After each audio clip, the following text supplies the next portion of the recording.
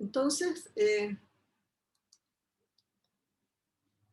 como yo les había mencionado en alguna clase anterior, digamos, uno puede clasificar a los virus por el contenido del material genético. Por ejemplo, en este caso, lo que aparece en estos cuadros son virus que son DNA, que su material genético es DNA, pero pueden estar con la envoltura, digamos, o sin la envoltura. Estos son sin la envoltura, ¿no? Y estos son con envoltura.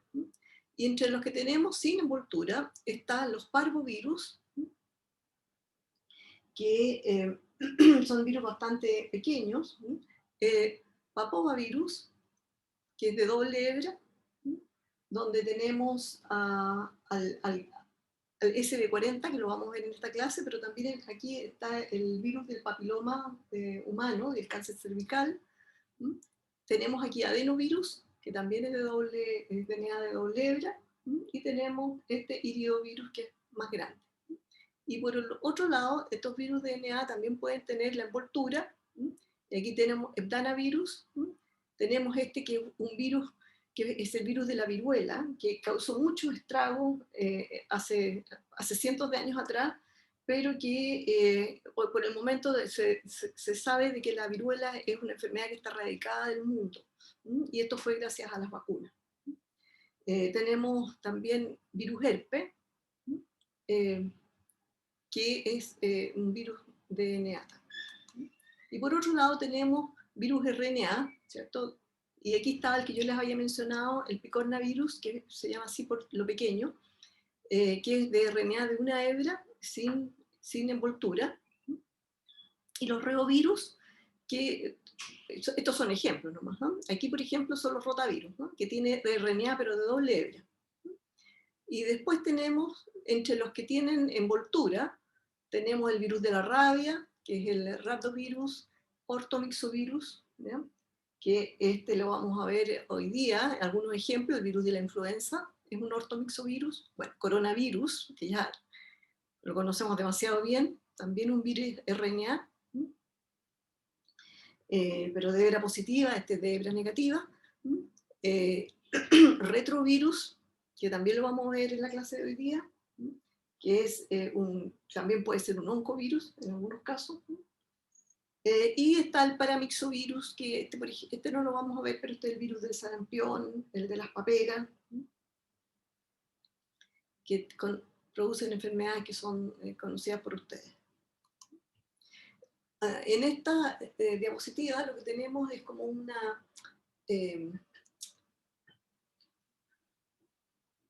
la escala, digamos, más o menos del tamaño de los virus, ¿ya? Y aquí tenemos mezclados virus bacterianos con virus animales. Entonces, por ejemplo, de los virus RNA tenemos el MS2 que vimos en la clase de virus líticos, ¿ya? Y si ustedes se fijan, es casi del mismo tamaño que el virus del polio.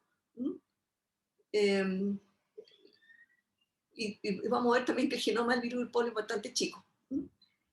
Después, en esta escala, por ejemplo, tenemos el coronavirus, y si uno piensa del tamaño más o menos de la cabeza del T4, ¿se fijan? Estos son tamaños más o menos igual que el retrovirus, son tamaños parecidos. Y el poxivirus, ¿ya? El virus de la viruela, por lejos es el más grande. Es un virus bastante grande.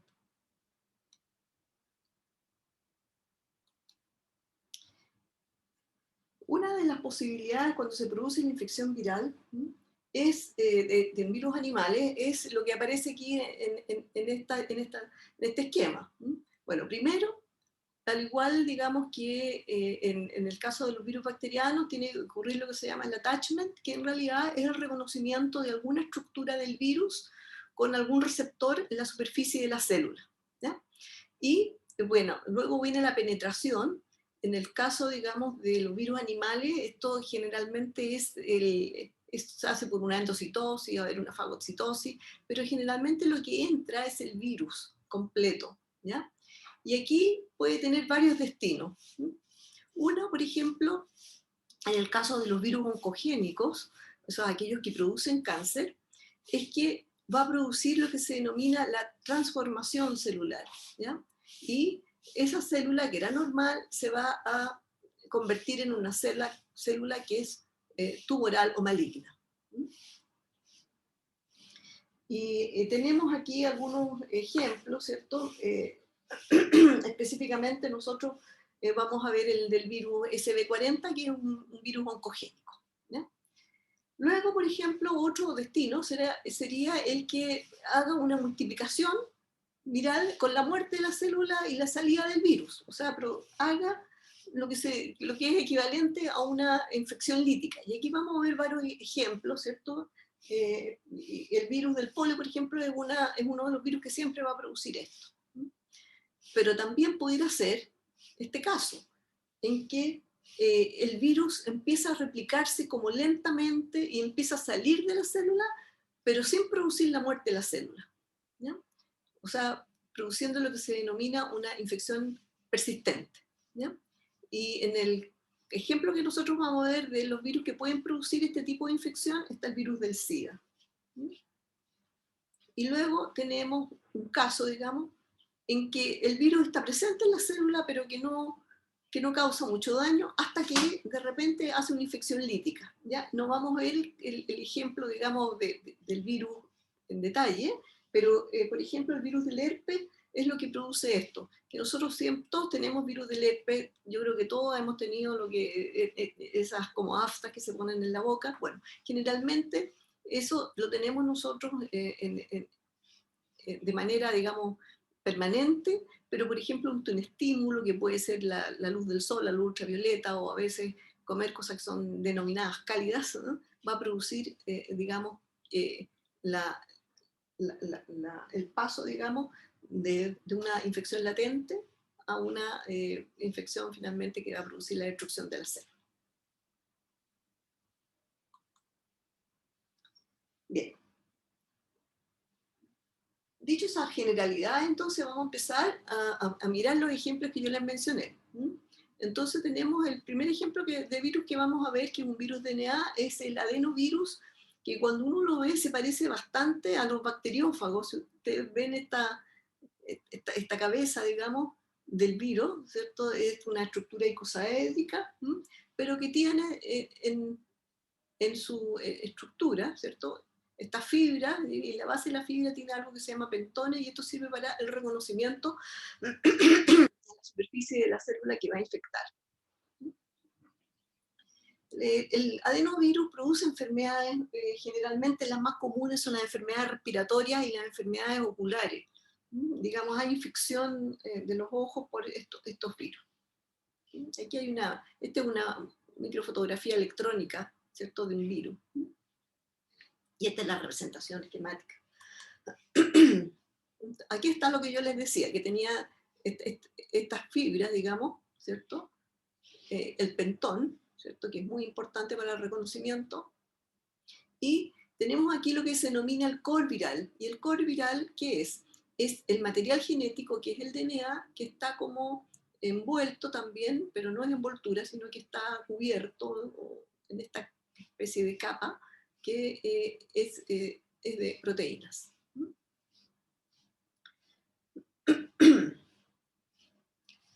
El genoma de este virus es de un tamaño intermedio, son como de 36 kilobases. Para que ustedes se hagan una idea de los tamaños, digamos, de los virus. Y aquí está representada cómo ocurre la infección de adenovirus.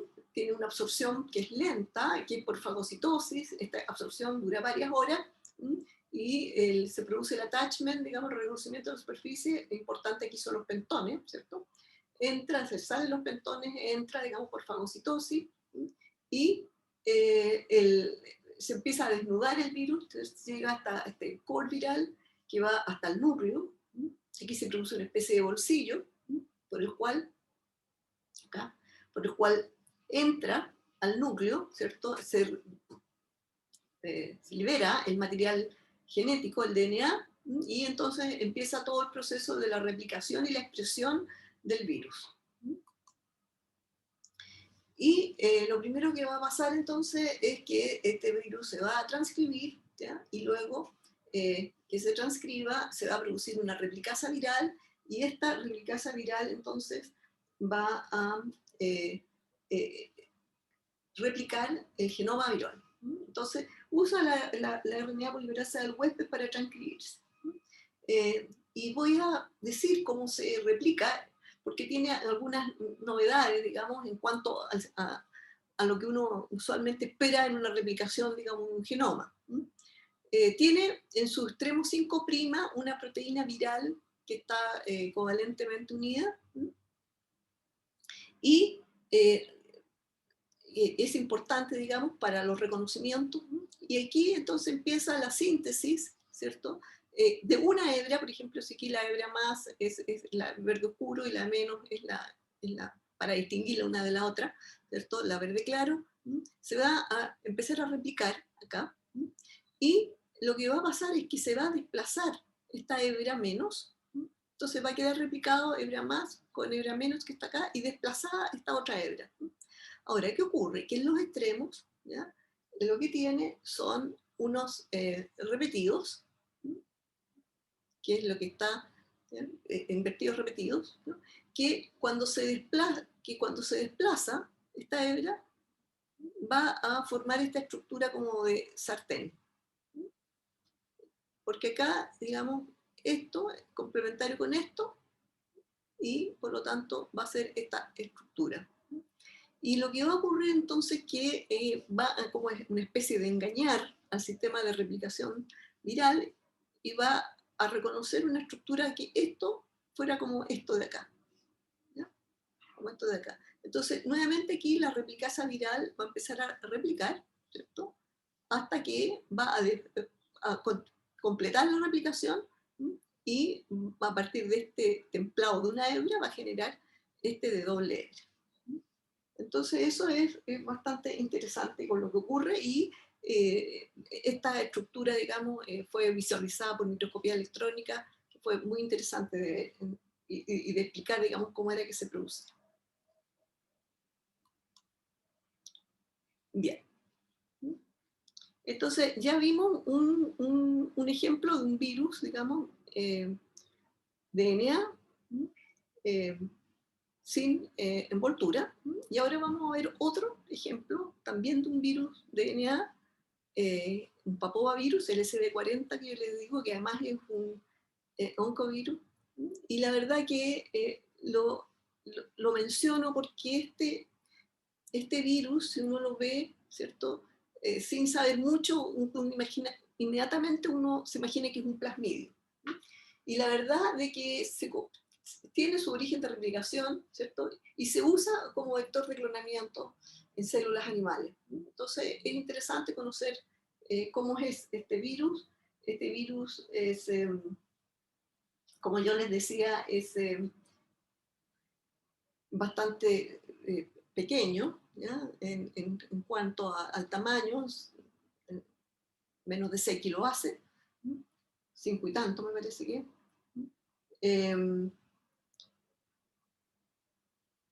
Tiene una estructura genética, digamos, que al igual de algo que ya vimos en otros virus bacterianos, ¿cierto? Pero aquí, bueno, tiene procesamiento porque tiene intrones.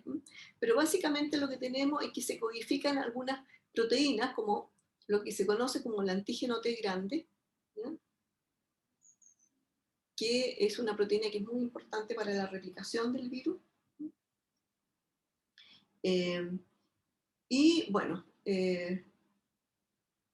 tiene también lo que se conoce como el antígeno T pequeño, que es este que está acá, eh, que es como parecido, pero digamos, si uno se fija, este tiene un intrón aquí. Entonces, al tener un intrón, lo que queda codificado finalmente de aquí para acá es completamente diferente con esto, ¿ya? Y después vamos a ver que en realidad tiene varias proteínas, digamos, como la BP1, BP2, BP3, que son importantes, digamos, en la morfogénesis, y que tienen intrones. Y algunas están en el mismo marco de lectura, otras están en marco de lectura diferente. Entonces, en realidad, aprovecha bastante bien su genoma con los intrones y con proteínas que están digamos, codificadas en un locus genético que es el mismo, pero que ya tienen intrones o tienen diferentes marcos de lectura. Estas proteínas, digamos, vendrían a ser las que son las de la cubierta, digamos, del virus.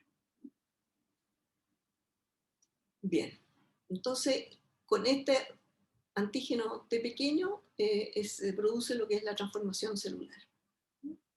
Y aquí hay un esquema, digamos, de cómo sería la infección, ¿cierto? Aquí se produce esta vesícula, ¿cierto? Endocítica por el cual entra el virus, se transporta hacia el núcleo, aquí se desnuda el DNA, ¿cierto? Aquí se produce, ¿cierto?, la transcripción del DNA viral y por tanto las proteínas con los antígenos que es integrante, ¿cierto?, para la replicación. Entonces esto vuelve acá para replicar el virus a contar del templado que fue inyectado, ¿cierto? Pero también se están produciendo las otras proteínas, digamos, hasta que finalmente se va a ensamblar este genoma con las proteínas virales, va a salir y se va a producir, digamos, la lisis de la célula o, ¿cierto?, en el caso de que haya transformación, se va a producir la integración del genoma del virus en el huésped, ¿ya? Y eso lo que va a hacer es dirigir entonces una transformación, induciendo, digamos, a la célula a algún tipo de célula maligna.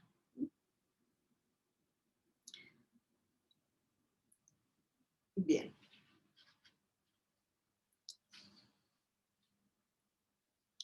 ¿Estamos bien hasta aquí? ¿Alguna pregunta? Bien. Si no es así, pasamos entonces a ver, ya, estos son los dos ejemplos de virus DNA que vamos a ver, y ahora yo voy a empezar a hablar solamente de virus RNA. Los dos ejemplos que vimos de virus DNA son virus desnudos, o sea, sin envoltura. Virus del polio también es un virus que no tiene envoltura, ¿ya? Pero es un virus RNA, y aquí la cosa es un poquitito diferente, ¿ya? En cuanto a lo que es la etapa de replicación, ¿cierto? Aquí hay una representación de una partícula viral, aquí hay una microfotografía y hay una reconstitución de cómo podría ser este virus, el cual es un virus de RNA, pero que su genoma es RNA más. Entonces, cuando se inyecta, ¿cierto?, no se inyecta, sino que cuando se infecta, ¿ya?, que aquí es diferente, se infecta, se desnuda, en fin, va a poder inmediatamente traducirse, ¿ya? Y se va a traducir, y esta cosa es interesante porque es una estrategia que ocupa muchos virus animales, en una gran proteína, que es se denomina una poliproteína, ¿ya? Y esta poliproteína, ¿cierto?, va a ser la proteína precursora de las proteínas estructurales, o sea, la que van a conformar, digamos, las proteínas, digamos, de la cápside. También va a ser precursora, digamos, de proteasas, que son las que ayudan a procesar apropiadamente todo esto, y también de la replicasa viral, que es la que va a ir a replicar, a contar tenemos acá, digamos, la hebra más, ¿cierto? Entonces tiene que sintetizar esta replicasa viral una hebra menos, que va a ser templado para la hebra más, y esta hebra más finalmente es la que se va a encapsular. Aquí hay algo bastante interesante, porque cuando recién se empezó a estudiar este virus, que es más o menos no demasiado grande, porque es 7 y tantas bases, 7.000 y tantas pares de base, si uno sacaba la cuenta, digamos, solamente viendo las proteínas que se expresaban a partir de este virus, claro, encontraba una proteína gigante y todas estas, y claro, cuando se hacían las cuentas del tamaño del genomio y de las proteínas que producía, como que no cuadraba, era demasiada proteína para un genomio tan chico, pero luego se descubrió que en realidad esta era precursor de todas estas, ¿ya? Entonces, claro, como que le sumaba el doble o el triple de repente, porque seguían viendo todos los precursores, porque esta primero se parte en 3 partes y después esta en 4, ¿ya? Entonces era mucha, digamos, proteína, pero que eran precursoras de las formas maduras, que son las que están acá.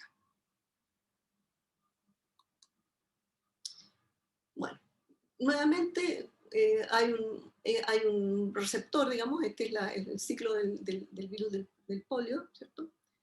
Eh, a diferencia de los fagos, estos son muchas horas. ¿Ah? Por ejemplo, el adeno creo que son como 24 horas o algo por el estilo. Estas, ya no me recuerdo, pero pueden ser, no sé, 12 horas o más. Mentiría, pero si lo afirmo, pero son muchas horas. ¿Ya? Y lo que tenemos entonces es reconocimiento del receptor, ¿cierto? Y aquí se produce la liberación, digamos, en este caso, del RNA, ¿cierto? El RNA que se va a ir a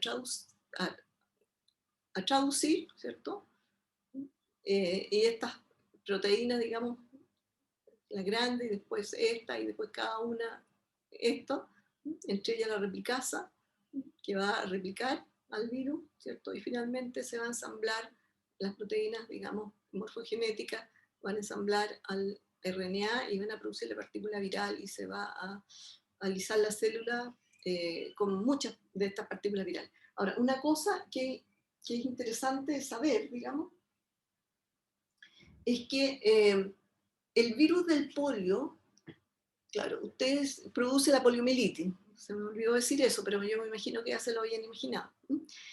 La poliomielitis es una enfermedad sumamente grave porque produce invalidez, ¿cierto? Ataca las neuronas, eh, cierto tipo de neuronas y claro, eh, definitivamente, digamos, es una enfermedad que atacó mucho, ¿cierto?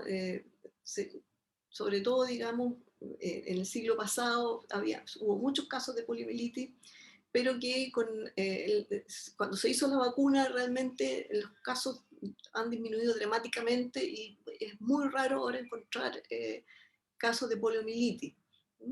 Todo esto gracias a las vacunas. Eh, pero el target primario de infección no son las neuronas. El target primario de infección de este virus es el intestino, es un enterovirus. ¿Ya? Hace primero una infección en los intestinos, ¿ya? Y produce una diarrea.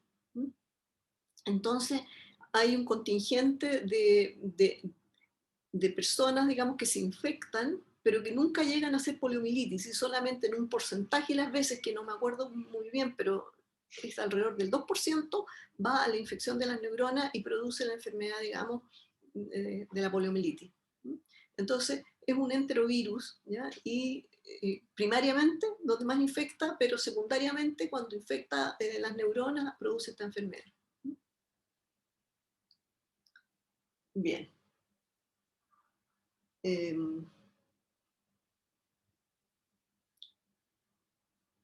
Me parece que ya dije todo lo que tenía que decir del virus del polio. ¿Alguna pregunta?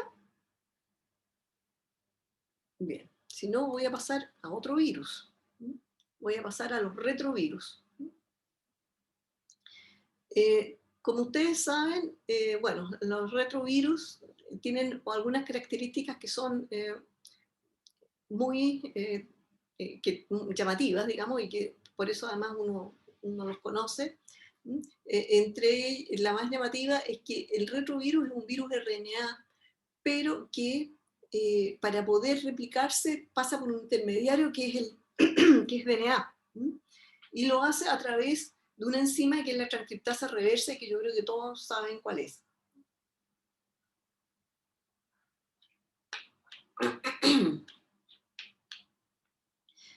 La, este virus, digamos, van a ser todos los que voy a hablar de aquí para adelante son virus RNA, pero a contar de este son todos con envoltura. ¿Y qué significa que tengan envoltura? Que tienen una estructura membranosa que es sacada, digamos, desde el huésped, pero que tiene proteínas virales, que son estas que están acá. En este caso incluso tiene estas que parecen una ¿cómo se llama? Una perilla.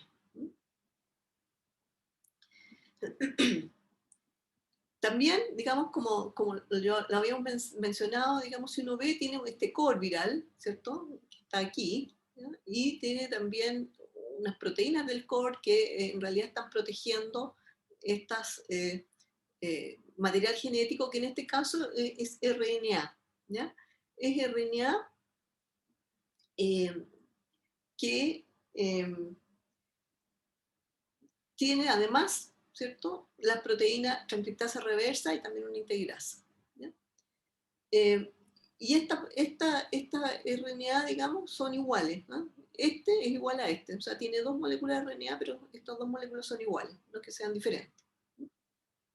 Y si uno ve cuál es la organización genética que tiene, bueno, unos repetidos en los extremos, ¿sí?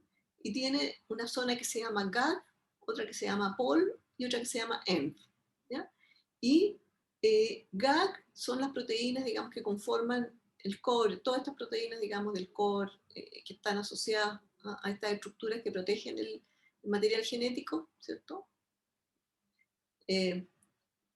Después POL, por la polimerasa viral, aquí está la integrasa y la transcriptasa reversa, y EMP por la envoltura, o sea, estas proteínas, digamos, que conforman la envoltura.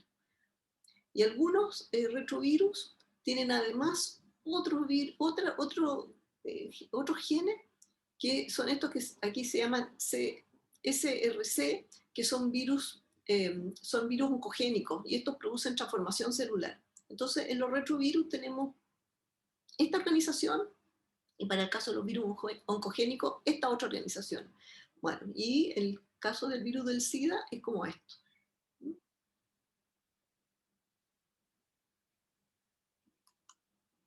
Profe, ¿le puedo hacer una consulta? Por supuesto, estaba esperando que me pregunte algo. Ya decía, ¿qué pasó?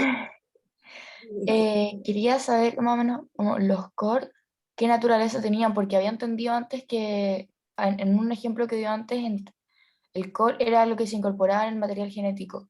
En cambio acá están como de protección y dicen como core proteína. A ver, Entonces quería saber si eran proteínas o eran material genético. no. Estas son las proteínas del core, ¿cierto? Tiene proteínas del core, ¿cierto? Y aquí tiene, otra es como el equivalente a la cápside, ¿ya? Esta que está acá. Porque esta es la envoltura, ¿ya? Entonces tiene como, en inglés se le dice core shell, ¿cierto? Como lo que está recubriendo, no sé cómo, la verdad que no sé cómo traducirlo, ¿cierto? Sí, Porque, pero es que antes había un ejemplo en que el core era lo que se introducía al material genético. no, sí, también, sí, es que lo vamos a ver a cada rato, porque, por ejemplo, en los que nos quedan por ver, generalmente se produce una estructura núcleo-proteína, ¿ya? ¿Qué quiere decir esto? Que, por ejemplo, a ver, vamos a ver de aquí para adelante, que el material genético nunca queda como solito, siempre va a estar asociado a proteínas. Ah, ya, perfecto. Siempre. Gracias. Lo vamos a ver para el virus de la influenza, porque son los que me quedan, digamos, y ahí está como mucho más esquematizado. Aquí es como son dos hebras de RNA, ¿cierto? Están contenidas en este core, digamos, en esta especie de asociación, digamos, ¿ya? Pero, por ejemplo, cuando veamos el virus de la influenza y el coronavirus, ¿cierto? Vamos a ver de que cada hebra está como con sus proteínas, digamos, formando el complejo núcleo-proteína, ¿no? Lo vamos Ya, a ver muchas gracias. y aquí, por ejemplo, esto que está acá es porque, claro, aparte de esa, tiene esta estructura como por fuera, ¿ya? Tiene como esta doble capa, ¿cierto? Doble, no sé, pues, estructura, ¿cierto? Esta por un lado, esta otra por otro. Bien. Entonces, de alguna manera aquí está, digamos, cómo es la propagación del retrovirus, ¿cierto? Bueno, aquí se fija desde el mismo esquema. Tienes esta como, ¿cierto? Especie de cápside por acá, ¿cierto? Por un lado está este envelope, que es la envoltura, y aquí están las 2 hebras de RNA nuevamente como contenidas dentro de esta otra estructura. Eh, Tiene que haber, desde luego, un reconocimiento, ¿cierto?, de esto, va a ser de esta proteína, con la superficie de la célula que va a infectar, y lo que va a producirse primero, digamos, se va a salir toda esta parte, ¿cierto? Y se va a liberar esta molécula de RNA de una hebra, esto va a ocurrir en el citoplasma, algo que se me olvidó mencionar, pero que era como importante, ¿cierto? Y está puesto acá, es que en el caso del virus del polio, que tiene una hebra, digamos, de RNA que es más, y que es la que va a hacer, que se va a traducir directamente cuando se infecta, todo ocurre en el citoplasma, porque no hubo necesidad de ir al núcleo, ¿cierto? Porque pasa inmediatamente la transcripción acá. Está el genoma, digamos, RNA más, ¿cierto? Que se va a traducir directamente en el citoplasma. Entonces, esto va a ocurrir todo en el citoplasma. En el caso concreto de este, a pesar de que ¿cierto? Tiene una hebra que teóricamente podría ser RNA más, lo que va a ocurrir es no se va, esto no se expresa. Cuando entra, esto no se expresa, sino que esto, lo que va a ocurrir es que para que se exprese, lo tiene que transcribir primero la RNA polimerasa del huésped. Y para que lo haga, tiene que pasar de RNA a DNA. ¿Ya? Entonces, por acción de la transcriptasa reversa, se va a formar esta estructura, digamos, que es equivalente digamos, en lo que está codificado a DNA, ¿cierto? Esto es RNA, por acción de la transcriptasa reversa, que tiene tres actividades. Tiene la actividad, digamos, de DNA polimerasa, usando RNA como templado, y también tiene una capacidad de DNA polimerasa usando DNA como templado, porque va a usar, primero lo que va a pasar es que estos RNA y la transcriptasa reversa lo que va a usar, lo que va a hacer es fabricar una hebra de DNA que va a ser complementaria al RNA. ¿Ya? Entonces va a tener un híbrido que va a ser RNA-DNA. Y luego, esa misma enzima que la transcriptasa reversa, tiene una actividad RNase-H, vale decir, va a degradar todo el RNA, pero va a sintetizar la hebra complementaria. Entonces, en el fondo, la transcriptasa reversa tiene tres actividades. Tiene la actividad DNA polimerasa RNA dependiente, DNA polimerasa DNA dependiente, pero una hebra ahí, y exonucleasa, o sea, nucleásica, que va a degradar pero el RNA, RNásica. ¿No? Si es que, ¿cuándo va a degradar el RNA? Cuando vea el híbrido DNA-RNA. Bueno, y entonces va a producir esta DNA de doble hebra, ¿cierto? Y en el proceso se va a producir, digamos, unos long terminal repeats, estos LTR, son pedacitos, esto mismo que se amplifica, ¿ya? Por acá, y esto va a viajar al núcleo, y se va a integrar en el núcleo. Y recién ahí, entonces, desde el núcleo se va a poder transcribir. ¿Ya?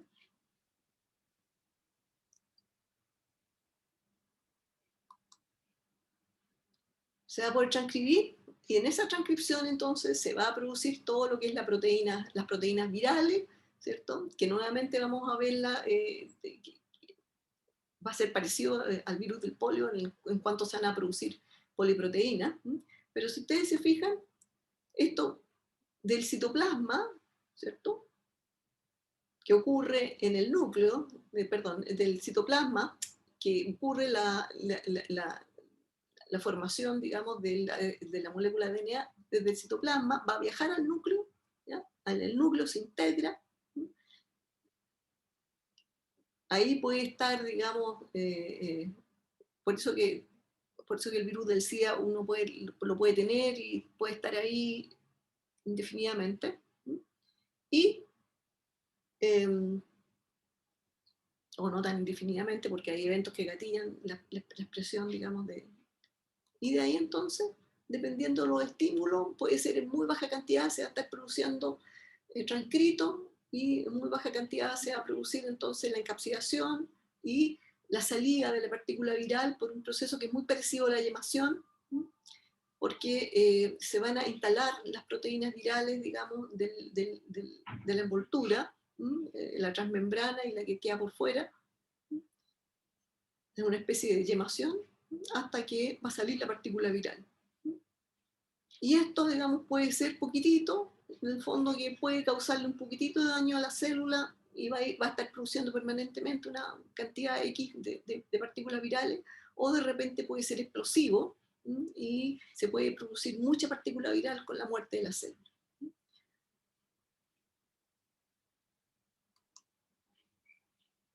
Ahora, ¿cómo es esta parte de la transcripción? La parte de la transcripción también es una etapa bastante compleja, porque como ya les mencionaba, tiene estos tres grupos de genes, el GAC, ¿cierto?, que son las proteínas de la cápside, ¿cierto?, y van a conformar el core viral, POL, que en el fondo van a ser la transcriptasa reversa y la integrasa, y ENV, que van a ser las proteínas, digamos, que están en la envoltura.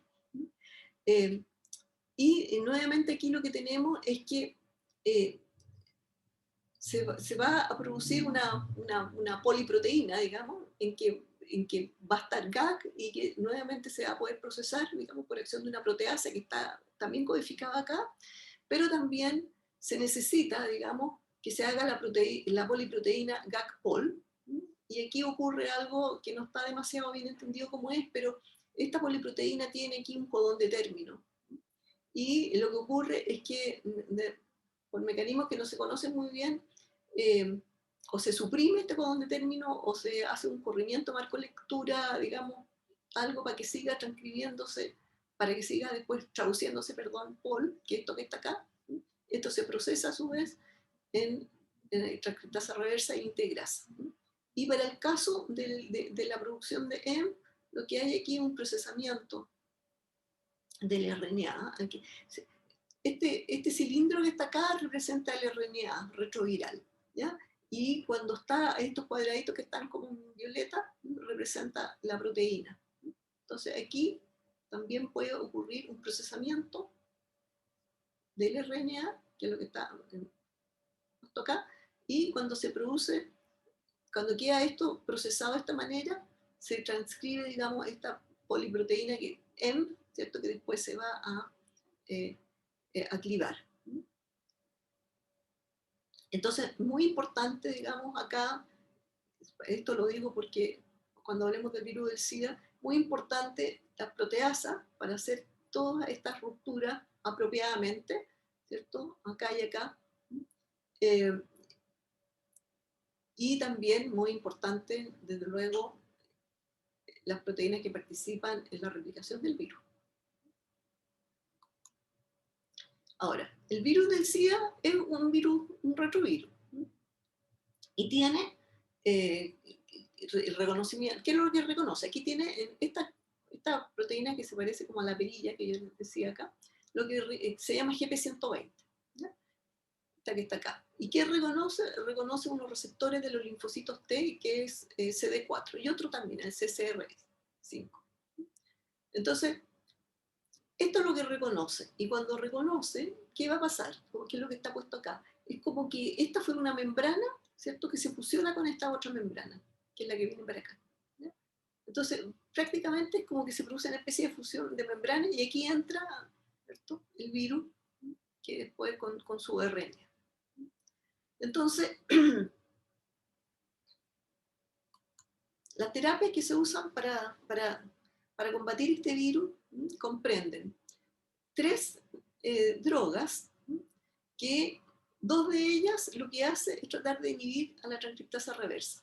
Una se llama acidotinidina y la otra se llama nevirapina, que es esta que está acá. Entonces estas dos, el papel es inhibir a la transcriptasa reversa para que el virus no se pueda replicar.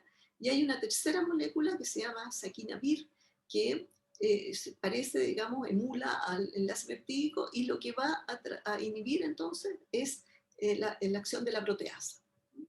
Y esta es la terapia que está actualmente, digamos, que se da y que ha sido bastante efectiva, digamos, en contener al virus. Claro, desgraciadamente el virus, como se integra, la única manera de sanarse sería la eliminación completa de las células que estén infectadas, porque basta con que una quede infectada para que siga produciendo partícula viral, que a su vez va a infectar a las del lado, y así este ciclo sin fin se va a perdurar. Lo que hace el tratamiento es justamente prevenir esa replicación viral, y la verdad es que es bastante efectivo si se toma puntualmente. Bien. ¿Alguna pregunta hasta aquí? Si no, pasamos entonces a otro virus, y voy a pasar al virus de la influenza, que es un ortomixtovirus. El ejemplo que vamos a ver es el virus de la influenza. Y aquí lo que tenemos es una hebra, digamos, vamos a ver que en realidad no es una sola, pero el RNA, digamos, el genoma es una hebra de RNA, pero es RNA menos. ¿Ya? Entonces, por lo tanto, para poder replicarse, esto tiene que ser inyectado con una replicasa viral, ¿cierto? Tiene que pasar a RNA más, ¿ya? Y este RNA más, de alguna manera, que está acá, tiene que traducirse en proteínas, producir la replicasa viral, producir toda la proteína de la digamos, de la envoltura, ¿cierto? Y generar progenie viral. Tiene 8 segmentos, el virus. Entonces ya no está no es tan fácil, digamos, ¿cierto? Tiene 8 segmentos virales de diferentes tamaños. Y está contenido, digamos, aquí está lo que me preguntaba, ay, no sé quién me lo preguntaba, pero que me decía, mira, aquí está el RNA, ¿cierto? Pero que está unida con proteínas, ¿cierto? Las nucleoproteínas. O sea, esto no anda el RNA como el RNA solito, sino que siempre la vamos a encontrar que está unido con proteínas. Las polimerasas virales, en fin, y otras. Y tenemos también en la parte de la envoltura, tenemos mayoritariamente 2 proteínas que son claves para la propagación del virus. Una es una neuroaminidasa, que también se le denomina antígeno N, y otra es una hemoaglutinina, en realidad esa es hemoaglutina esta proteína, ¿cierto? Pero de que también es importante, ¿ya? Y se llama antígeno H, ¿ya? Entonces, antígeno N, en inglés se dice N-antigen, ¿ya? NA, y antígeno H, HA. Esta es una nomenclatura que yo quiero que la recuerden, ¿ya? ¿Por qué? Porque nosotros tenemos varios tipos de virus de la influenza, ¿ya? Tenemos la influenza A, B, C y D, ¿ya? No voy a hablar de la C y D porque son muchos otros virus. Y la A infecta humanos. Esta es la que importa, digamos, en términos clínicos. Es muy virulenta, infecta humanos, infecta animales. ¿Ya? Y esta es la que es pandémica. ¿Ya? También existe la influenza B, que infecta casi exclusivamente humanos, pero muta poco y no es pandémica. ¿Ya? Entonces, esta da como infecciones más que pasan más inadvertidas. En tanto, la influenza A es la que nos ha producido los problemas, digamos, de salud grandes. Entonces, hay 18 serotipos HA. ¿Qué quiere decir esto? Que dada, digamos, esta diversidad, digamos, por ejemplo, de estos segmentos, ¿cierto? En que uno puede tener muchas combinaciones de estos segmentos. Hay muchas posibilidades de combinar segmentos, digamos, de diferentes tipos de influenza. Y por eso que uno los puede agrupar de acuerdo a su reacción inmunológica, ¿cierto? Entonces, a eso se le denomina serotipo, ¿cierto? Por ejemplo, que se produce un cierto anticuerpo que reconoce la forma 1, y esa se le puso, ¿cierto? N1, ¿ya? Otra que, que reconoce la forma H1 y esa se le puso H1, o N2 o N3, ¿ya? Hasta 18 H, HA, digamos, y 11 NA. Entonces, por eso, por ejemplo, está la que es influenza A, H1N1, por los serotipos. Y aquí entonces está un poquitito de cómo se ve este virus de la influenza, ¿cierto?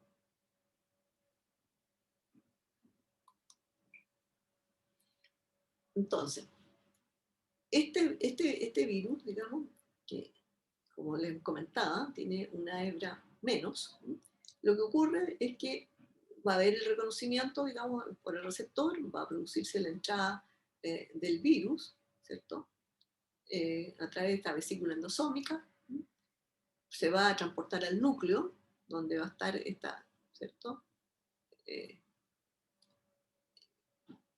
RNA, digamos, que a su vez va a tener que, como esto venía con una replicasa, ¿cierto? Va a tener que haber un proceso de replicación, se va a producir un RNA mensajero que va a ir al citoplasma, se va a traducir en todas las proteínas, incluye las replicasas y las de la cubierta, vuelven al núcleo las proteínas, digamos, para conformar las proteínas, la ribonúcleo, eh, el complejo ribonúcleo proteína, ¿cierto? Que va a salir, y esto que sale finalmente va a ser encapsidado, así, y que va también a empezar a salir vía esta, parecido, digamos, a como habíamos mencionado antes, que es como por yemación.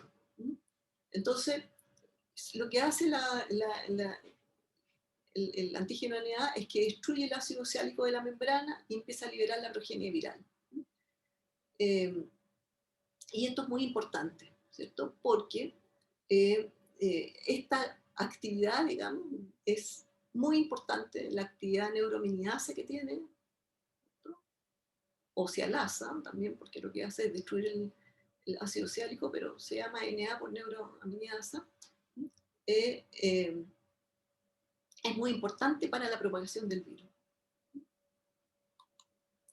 Y por lo tanto, fue un target para decir, bueno, si es tan clave esta actividad, ¿cierto? Es posible diseñar una droga. Y lo que se hizo entonces fue, a partir de la estructura tridimensional de la neuroamidasa viral, por docking molecular, se diseñaron drogas que fueran específicas para esa neuroamidasa y no para la sialasa nuestra, digamos, que también se requiere para muchos procesos importantes de la célula. Y se logró tener un inhibidor, digamos, de esta neuroaminidasa, que a lo menos tiene 2 o 3 órdenes de magnitud de diferencia de afinidad con la viral respecto de la humana, ¿ya? Y así se crearon 2 drogas, una que se llama oseltamivir y otra que se llama zanamivir, ¿ya? Este se le conoce con nombre comercial el Tamiflu y este el Ralensa, ¿ya? Entonces, en el caso del virus de la influenza, aparte de tener los procesos de vacunación, tenemos un tratamiento para prevenir la propagación del virus. Claro que como esto es la propagación del virus, tiene que ser administrado en etapas tempranas de la infección, o sea, no se puede, o sea, no vale la pena o es muy poco efectivo administrarla cuando ya está el pic de los síntomas. Esto hay que atacarlo tempranamente. Tempranamente se corta la cadena, digamos, de producción de partículas virales y es bastante efectivo. Y por eso, digamos que, a pesar de que la influenza también puede dar un cuadro grave, ¿cierto? No estamos tan asustados porque hay tratamiento, o sea, si se hace todo oportunamente, hay tratamiento. Cosa que no tenemos con el coronavirus.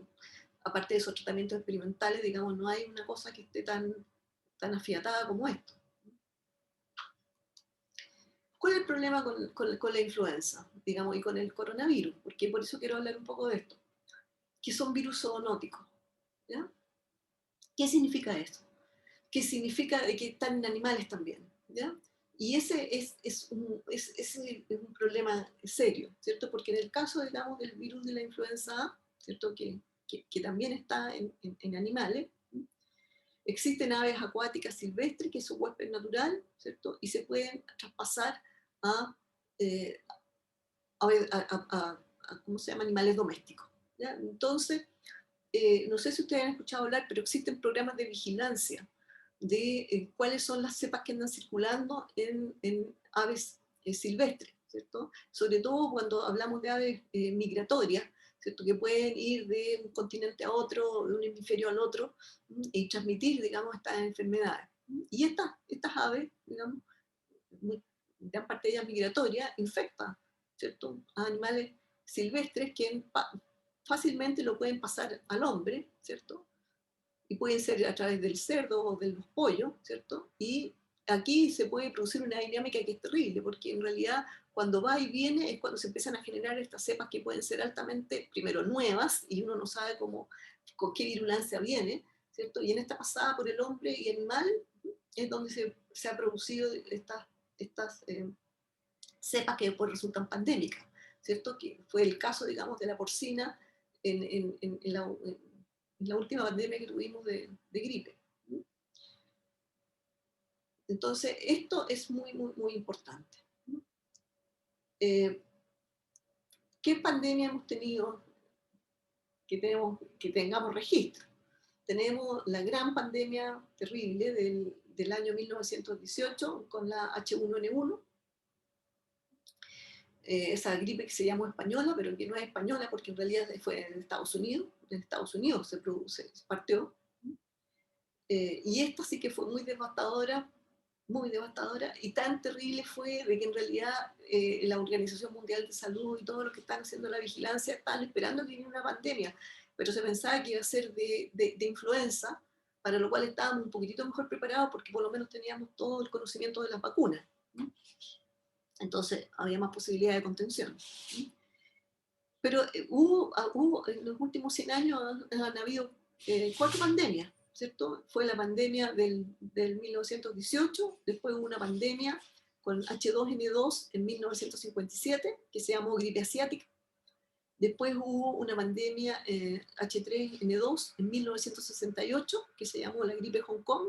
Y la última pandemia fue en 2009, que se llamó la gripe porcina. Así es que es importante, digamos, estar preparado y alerta en esto. Y ya no sé si ustedes vieron ayer en las noticias que decían que en China había una cepa influenza que había pasado de humano a pollo, de pollo humano, ya ni la vi porque la vi muy rápido, pero generalmente siempre se está vigilando eso, que no haga este tránsito, ¿ya? Y ver qué es lo que está transcurriendo, digamos, y qué tipo de influenza es lo que puede generar. Ahora, la vacuna ha sido súper importante, no son tan maravillosas, ¿cierto? No tienen un 95% de efectividad. En general, las vacunas para la influenza son de 60%, 70%, pero tienen un cóctel, digamos, generalmente de las cepas que son más virulentas. Pero con eso por lo menos nos alcanza para algún grado de protección. Bien, ¿alguna pregunta? Entonces, finalmente, vamos a la última parte de la clase. Aquí vamos a hablar de coronavirus. Coronavirus, digamos, después vamos a hablar del COVID-2, ¿ya? Tiene, en el caso, digamos, a diferencia del virus de la influenza, tiene una hebra, digamos, que es positiva, y una sola, que son como 30.000 pares de base, ¿ya? Y lo que tenemos entonces es que lo que va a ocurrir es que cuando se libera el genoma, ¿cierto? Se va a traducir, ¿cierto? O sea, se va a producir por la replicasa viral, esta va a ¿cómo se llama? A usar de la hebra, a hacer un intermediario con hebra menos, ¿cierto? Y de ahí a hebra más, ¿cierto? A contar de esta, digamos, se van a hacer síntesis de RNAs que son monocistrónicos, que van a producir las proteínas virales, y finalmente se va a producir el ensamblaje de la partícula viral en el Golgi y en el retículo endoplásmico. Y nuevamente aquí, muy importante, es las proteínas que están en la envoltura. Esta es la famosa proteína Spike, con la cual se ha usado, digamos, para hacer las vacunas, y se va a producir la liberación de las partículas virales. El receptor, digamos, para el caso del virus que produce el COVID-19, es el receptor AC2, que es un receptor de angiotensina, y más o menos así es la estructura. Tiene aquí las glicoproteínas de la membrana, digamos, y aquí está el RNA con las proteínas que están asociadas al RNA. de los virus de coronavirus hay muchos, ¿cierto? Virus de resfrío, hay muchos coronavirus, pero los que realmente son muy emparentados con el virus que produce el COVID-19, el SARS-CoV-2 que se llama, son el SARS-CoV-B y el MERS-CoV-B. Pero en realidad el SARS-CoV-B es muy parecido, el MERS tiene varias diferencias. Vamos a ver en realidad que el receptor, digamos, del MERS es muy diferente. El SARS-CoV-2, que produjo el SARS en 2003, es muy parecido y también usa el receptor de angiotensina. Y se parece mucho, digamos, al que nos aqueja actualmente. Este, en cambio, es un poco diferente.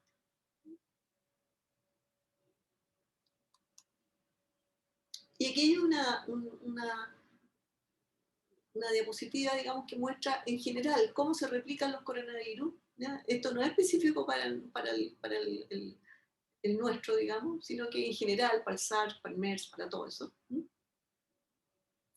Nuevamente aquí entra vía endocitosis, ¿cierto? Se produce el reconocimiento, ¿cierto? Entra vía endocitosis, se produce esta fusión de membrana acá, se produce la liberación, digamos, del RNA, ¿cierto? Que va a replicarse por un lado, ¿cierto? Y va a transcribirse por otro. Y esto que se transcribe se va a traducir. Las proteínas se van a ir a insertar, digamos, Golgi y retículo endoplásmico. Se va a producir el ensamblaje, ¿cierto? Hasta esta vesícula para producir la liberación de la partícula viral.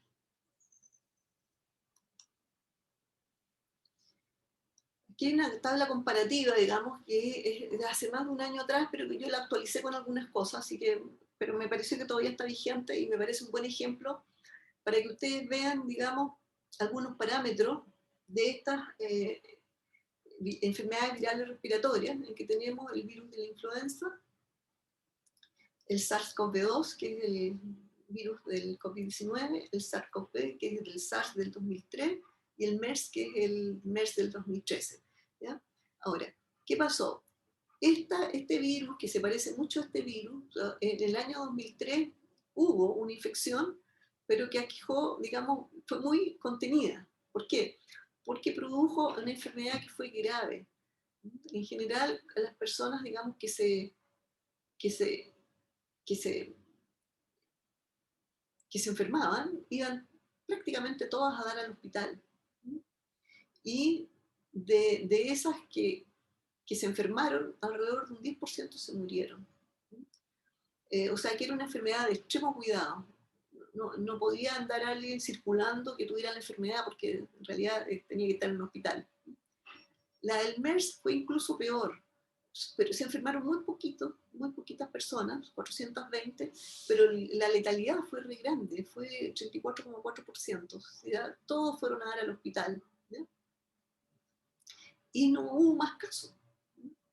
No hubo más casos de ninguno de estos, o muy poquitos. Por ejemplo, de 2014 no hay más casos, y aquí desde 2003 no hay más casos, porque se pudo contener.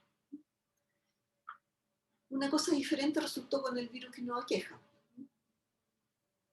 Y esto fue, digamos, justamente por el problema, digamos, de los que enferman poco y de los asintomáticos que no se pudo contener.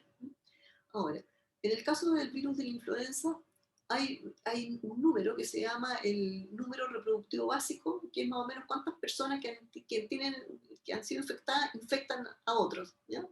Entonces, en el caso de la influenza, el número es 1,3. En el caso del virus del COVID-19, es entre 2 y 2,5. ¿Ah? Entonces, este número también es importante. Pero aquí el caso, digamos, de la fatalidad, digamos, cuánta gente se muere, se muere entre el 0,05 al 0,1%. ¿Ya? Y aquí se mueren a lo menos 20 o 40 veces más con el COVID-19. Ahora, los tiempos de incubación son diferentes. La tasa de hospitalización, todos sabemos que está cerca del 15%. Y ahora, si uno ve los números, son terribles. ¿Cuánta gente más o menos se podría infectar? Yo creo que este número cayó. Esto está hecho el año pasado, pero si ahora fuéramos a ver, digamos, como nos hemos preocupado mucho de contener la infección con el virus, con el coronavirus, también hay muy pocos casos de influenza. Entonces, por ejemplo, en Estados Unidos, que podían haber 10 millones al año infectados, yo creo que no sé cuántos habrán, no sé si lo pudieron contabilizar este año, pero yo creo que este número cayó dramáticamente. Y de los que se morían, en promedio eran 10.000, pero en un año malo podían ser hasta 60.000. En lo que llevamos nosotros de la pandemia, en el mundo tenemos 170 millones de casos con el COVID, ¿cierto? En Estados Unidos, y se han muerto 3.550.000 personas. En Estados Unidos, 34 millones de infectados en lo que va y 609.000 muertos. O sea, esto también es muy, muy, muy... Si tú lo comparas un año, más o menos en un año, incluso en un año malo de la influenza, se han muerto 10 veces más, ¿ya? En uno de los años malos, porque uno puede tener años que no son tan malos, es horrible igual que se mueran 10.000 personas, pero esos son los números.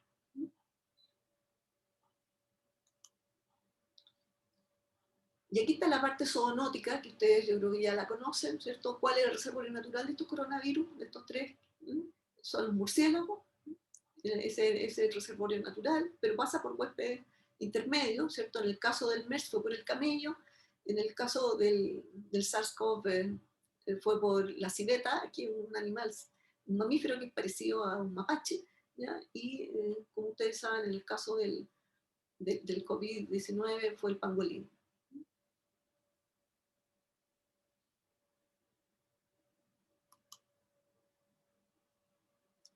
También no está de más recordarle esto a todo el mundo, digamos, por qué pasó lo que pasó, ¿cierto? Justamente porque nosotros tenemos 30% de personas sin síntomas, por lo tanto pueden ir propagando el virus, ¿cierto? Un 55% hace síntomas moderados, ¿ya? Y solamente un 15% hace síntomas severos, ¿cierto? De los cuales esto puede ir al hospital, ¿cierto? Un 10%, digamos, no va a la unidad, a la UCI, ¿cierto? Pero un 5% va a la UCI y de ese 5% que va a la UCI, solamente la mitad puede salir con vida, más o menos, esos son los promedios.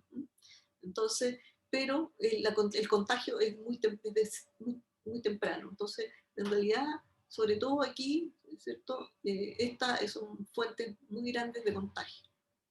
Pero bueno, ya todos sabemos lo que tenemos que hacer. Yo creo que está de más repetir, digamos, lo que tenemos que hacer.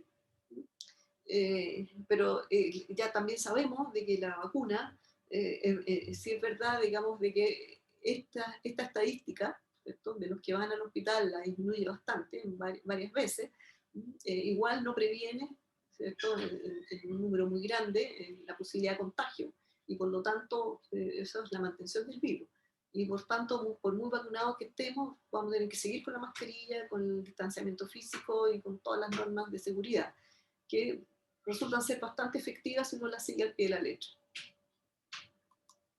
Y quiero terminar la clase hablando de las variantes, porque es bueno también decir, bueno, qué son las cosas que influyen.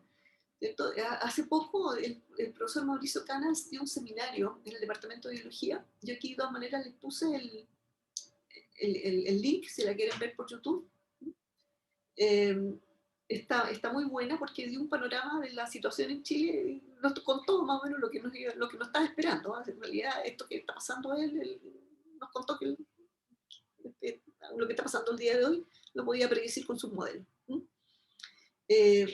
Pero es importante también ver que hay un aspecto, digamos, que son las variantes, que nos tienen a todos bastante preocupados, porque como las vacunas fueron hechas, bueno, la que nosotros, la Sinovac, que es la mayoritaria con la cual nos hemos vacunado, yo por lo menos me vacuné con esa, claro, esa es una vacuna tradicional, con una plataforma tradicional de virus inactivado, y por lo tanto los anticuerpos que hace no solamente son contra la proteína Spike, sino que son contra todas las otras proteínas, y también ahí eso da un poquitito más de rango, digamos, de acción. Las que fueron hechas contra la proteína Spike, entonces, si la proteína Spike logra ser modificada, digamos, por un evento mutagénesis, lo suficiente como para que ya no sea tan eficiente el reconocimiento del anticuerpo que se genera contra esa forma de la proteína, claro, pudiera ser de que se pierdan algunas efectividades, pero también, digamos, a medida que uno va conociendo el sistema, también las vacunas se pueden hacer el estilo influenza, en que uno hace contra varias variantes, ¿cierto? Ustedes vieron que para el caso de la influenza, uno hace contra 4 variantes en general la vacuna. Entonces, también aquí yo creo que en el futuro se van a ir haciendo las vacunas también contra las variantes. Esta es la situación de las variantes en Chile más o menos al 6 de mayo.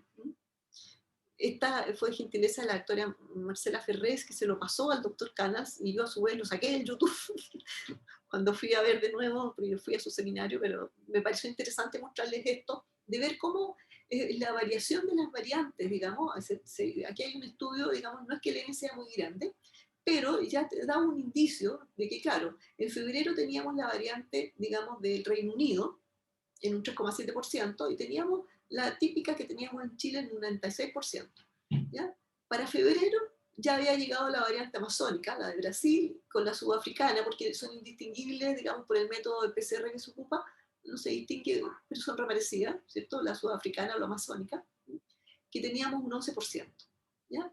Para marzo ya teníamos un 25% de la amazónica, ¿cierto? Y la del Reino Unido teníamos un 5%.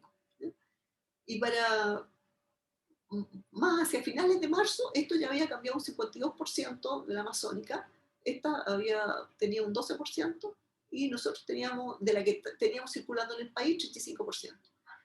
Ahora, si vemos a cuánto estamos ahora, a comienzos de mayo, ya tenemos la variante amazónica, la prevalente, 57%. Y la nuestra, la del Reino Unido desapareció. Y la que teníamos circulando, esa va en un 43%. Entonces, esto es muy dinámico también, esto hace falta hacerlo, para hacer exactamente cuáles son las variantes que no están, son las prevalentes, si eso tiene alguna explicación, digamos, o dar cuenta de por qué, digamos, nosotros seguimos con una tasa de infección que no es la ideal, pero bueno, esos son los estudios que están en curso. Voy a dejar hasta aquí la clase, así que, por favor, preguntas.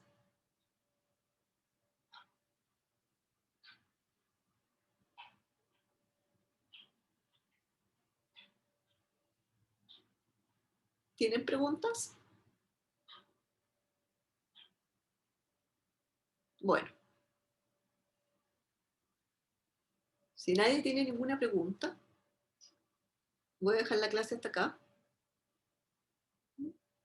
Y nos veríamos el día viernes, para que ojalá ahí se tengan preguntas. Yo creo que deberían repasar esta materia y traerme las dudas que tengan el día viernes.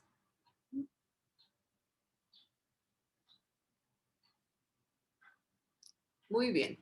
Entonces, si no hay preguntas, están escuchándome, ¿no es cierto? Que de repente si nadie me dice nada, pienso que no me están escuchando. Sí, sí se escucha, profe. Ok, ya. Entonces no hay preguntas porque no hay. ¿No? Ok, bueno. Dejamos la clase hasta acá.